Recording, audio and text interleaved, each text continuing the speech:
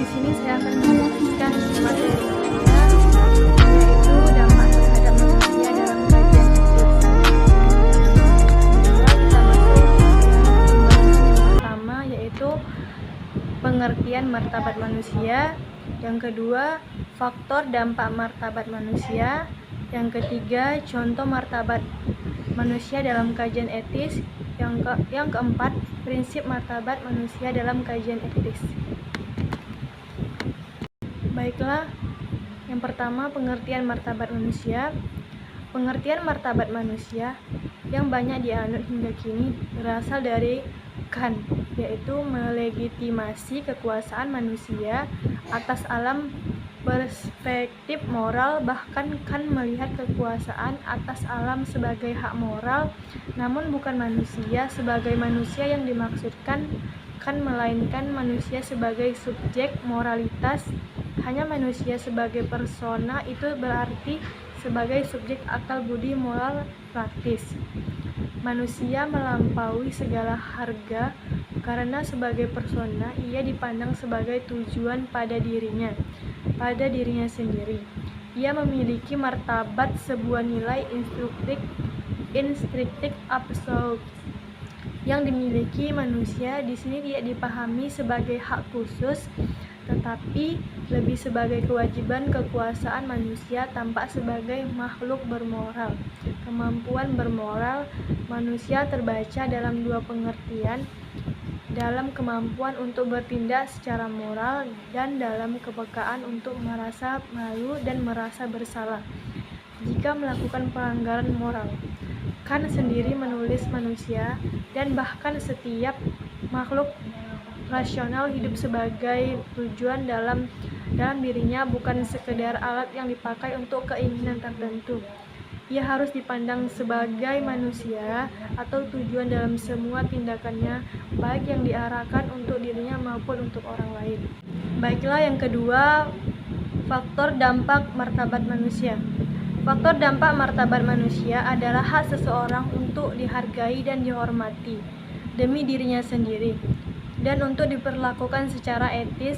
Hal ini penting dalam moralitas, hukum, dan politik sebagai perpanjangan dari konsep hak inheren dan tidak dapat dicabut di era pencerahan. Istilah ini juga dapat digunakan untuk menggambarkan perilaku seperti dalam berperilaku bermartabat dan berpendapat bahwa ada hal-hal yang tidak boleh dibicarakan dalam kaitannya dengan nilai-nilai, dan bahwa hal-hal ini bisa dikatakan martabat.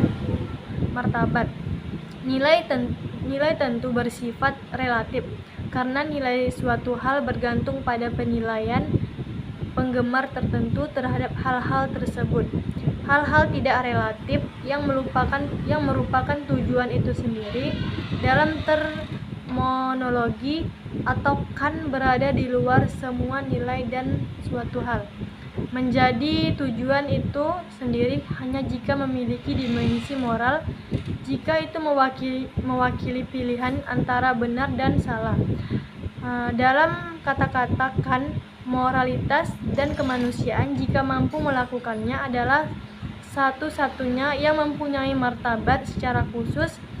Sehubungannya dengan martabat manusia yang tulisannya membawa dari ketidakjelasan relatif dan filsafat barat menjadi titik fokus bagi para filsuf.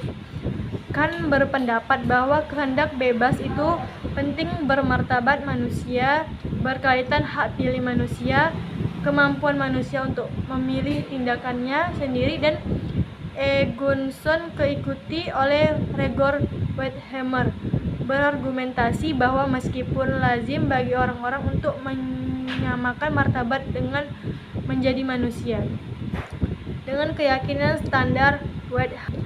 Yang ketiga, ada beberapa contoh martabat manusia dalam kajian etis. Yang pertama yaitu hak atas kehidupan. Setiap individu memiliki hak untuk hidup tanpa takut diambilnya hak tersebut. Yang kedua, ada hak perlakuan yang adil. Setiap individu memiliki hak untuk diperlakukan secara adil dan sama di mata hukum.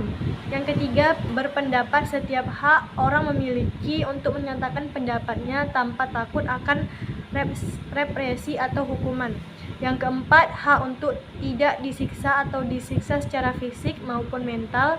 Setiap individu memiliki hak untuk tidak disiksa atau disiksa baik secara fisik maupun mental.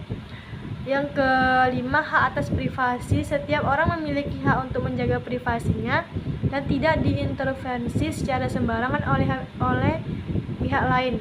Yang keenam, ada kesejahteraan dan keamanan. Setiap manusia memiliki hak untuk hidup dalam lingkungan yang aman dan mendapatkan akses terhadap kebutuhan dasar seperti pangan, air, perawatan medis, dan pendidikan. Selanjutnya ada prinsip martabat manusia dalam kajian etis. Dalam etika, martabat manusia adalah konsep sentral yang mengakui nilai intrinsik setiap individu.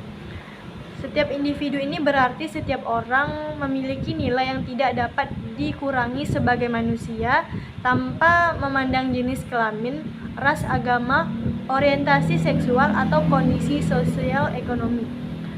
Pemahaman ini mendasari banyak prinsip dan teori etika termasuk prinsip otonomi, menghormati kemampuan individu untuk membuat keputusan sendiri dan menghargai kehendak mereka. Prinsip keadilan memastikan bahwa keputusan dan tidak memperlakukan semua individu dengan adil dan setara. Prinsip non-malefikasi mencegah penyebab kerusakan atau penderitaan yang tidak perlu pada individu. Yang keempat, prinsip kemanfaatan bertindak untuk mencapai hasil terbaik bagi semua individu yang terlibat. Selain itu, kajian etis juga menggarisbawahi pentingnya melindungi mempromosikan martabat manusia dalam konteks isu-isu seperti hak asasi manusia, pengambilan keputusan medis, teknologis, reproduksi, serta tanggung jawab sosial dan lingkungan. Dengan mempertimbangkan martabat manusia dalam konteks etis, kita dapat membimbing tindakan kita agar sesuai dengan nilai-nilai. Kita dapat membimbing tindakan kita agar sesuai dengan nilai-nilai moral yang mendasari hakikat manusia. Sekian dan terima kasih.